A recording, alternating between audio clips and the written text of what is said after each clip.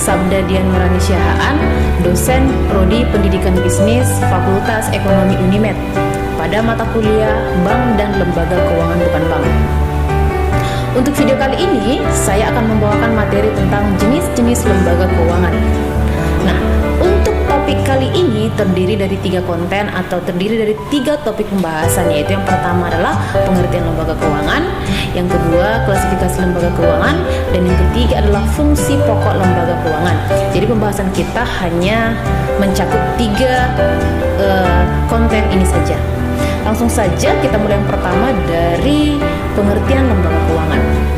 Apa sih yang dimaksud dengan lembaga keuangan?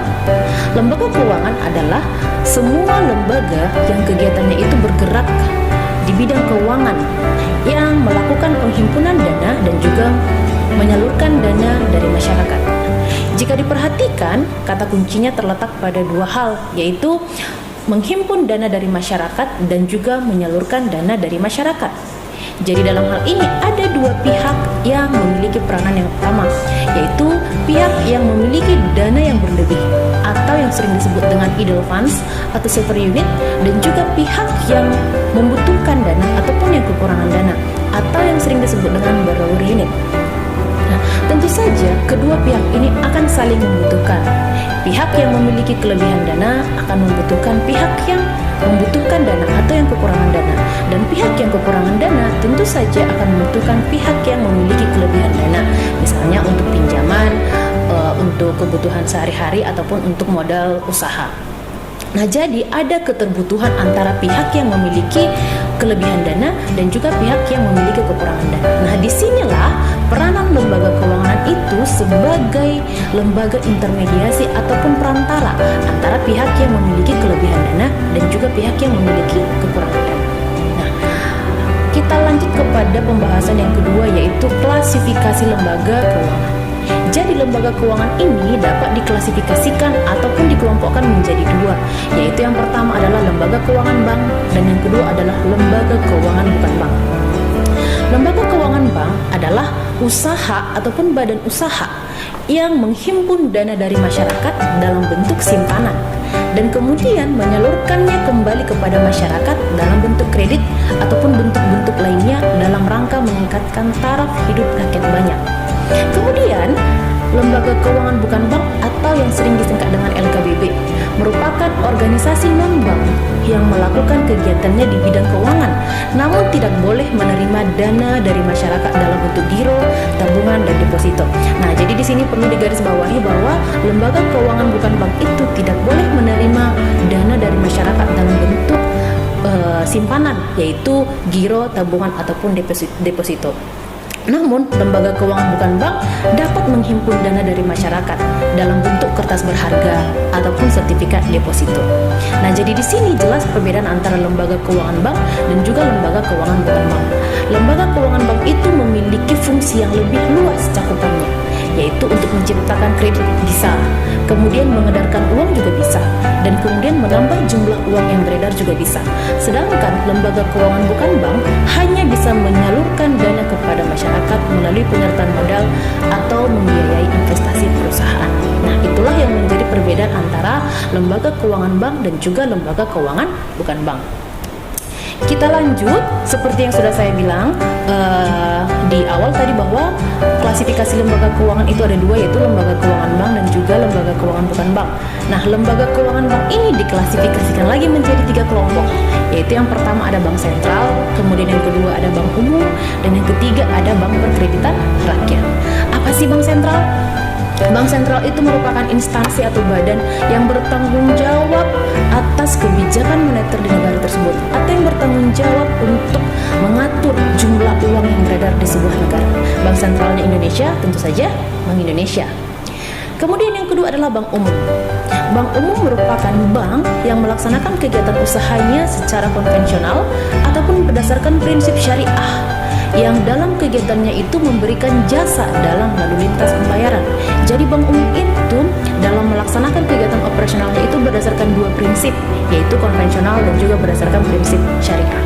Nah, bank umum ini diklasifikasikan lagi menjadi 5 bagian, yaitu yang pertama ada bank pemerintah ataupun bank milik negara.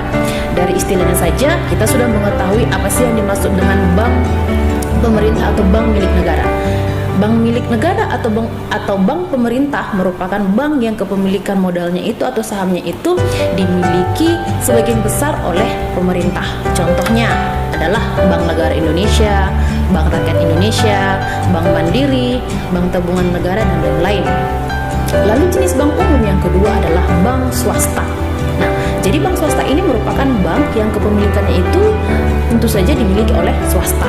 Nah, ini cukup banyak sekali contohnya, misalnya Bank Mega, Bank Danamon, Bank Bumi Putra, dan lain sebagainya. Lalu yang ketiga, jenis bank umum adalah bank pembangunan daerah.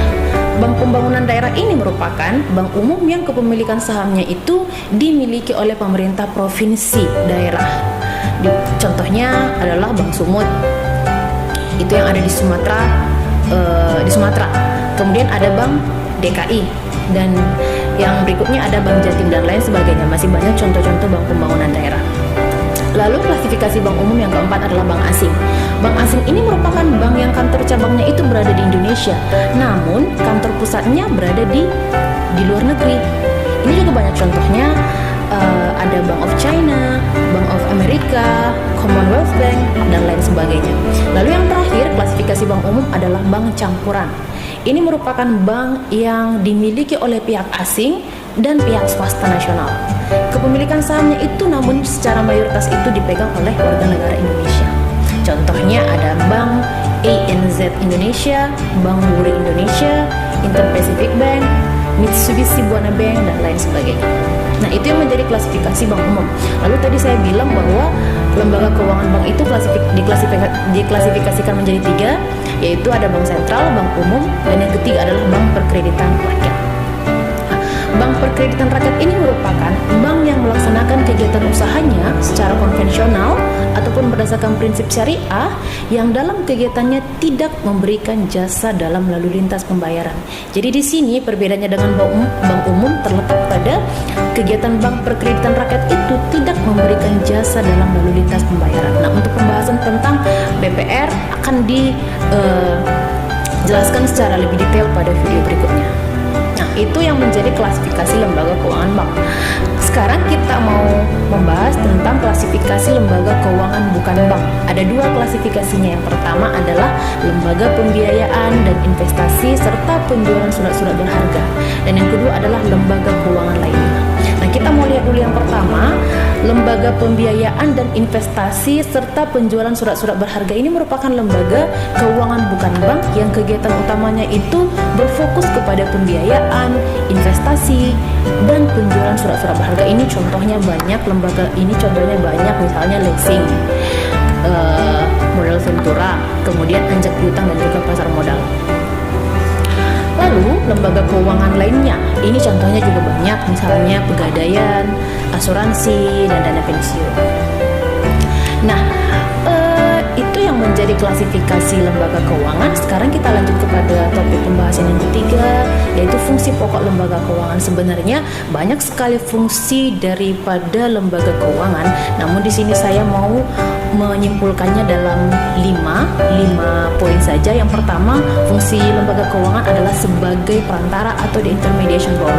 Jadi fungsi lembaga keuangan sebagai perantara atau the intermediation role itu merupakan fungsi dalam memindahkan tabungan dari masyarakat yang diterima dari masyarakat, misalnya sektor-sektor bisnis, dan itu digunakan untuk pembiayaan, misalnya pembiayaan pembangunan gedung, perlengkapan, atau barang-barang modal lainnya. Nah, itu yang menjadi fungsi lembaga keuangan sebagai pihak perantara. Lalu yang kedua adalah fungsi sebagai pembayar atau the payment role. Nah, dalam fungsi sebagai pembayar atau the payment role, lembaga keuangan berfungsi melakukan pembayaran barang dan jasa yang dilakukan oleh konsumen, misalnya dengan menggunakan cek, bilet giro, kartu kredit, ataupun kartu debit. Ini sudah sangat sering dilakukan oleh kita, bukan? Ya. Lalu yang ketiga, fungsi pokok lembaga keuangan itu sebagai penjamin atau the guarantor role. Nah, dalam hal ini lembaga keuangan itu menjamin transaksi yang dilakukan oleh nasabah, namun bukan semua transaksi. Transaksi yang dijamin itu misalnya transaksi dalam melakukan kegiatan-kegiatan impor barang dengan menggunakan jasa bank umum yang dinamakan dengan letter of credit. Nah, kalau untuk jasa-jasa bank umum juga akan lebih detail dijelaskan pada video berikutnya atau pada pembahasan berikutnya. Lalu fungsi pokok lembaga keuangan yang keempat adalah sebagai wakil atau di agency role. Nah, dalam hal ini, lembaga keuangan itu membantu nasabah dalam mengelola dan melindungi kekayaannya berupa sekuritas yang dimilikinya. Itu yang menjadi fungsi pokok lembaga keuangan, dan yang terakhir itu sebagai pelaksana kebijakan atau di policy role. Nah, dalam hal ini, lembaga keuangan itu melayani dan mengatur kebijakan pemerintah dalam mempengaruhi pertumbuhan ekonomi dari berbagai tujuan sosial ekonomi lainnya. Nah, itu yang menjadi 5 fungsi pokok lembaga keuangan. Nah, jika disimpulkan, pada intinya semua aktivitas intermediasi lembaga keuangan adalah proses pemberian dana dari surplus unit ataupun penabung dan kemudian menyalurkannya kembali kepada pihak yang defisit ataupun pihak yang membutuhkan dana, dan pelaku-pelakunya itu misalnya sektor usaha, pemerintah, individu atau rumah tangga, dan mereka lah yang menjadi pelaku dalam perekonomian. Nah, baik, demikian materi yang dapat saya sampaikan pada video kali ini. Semoga bermanfaat dan sampai jumpa pada video berikutnya.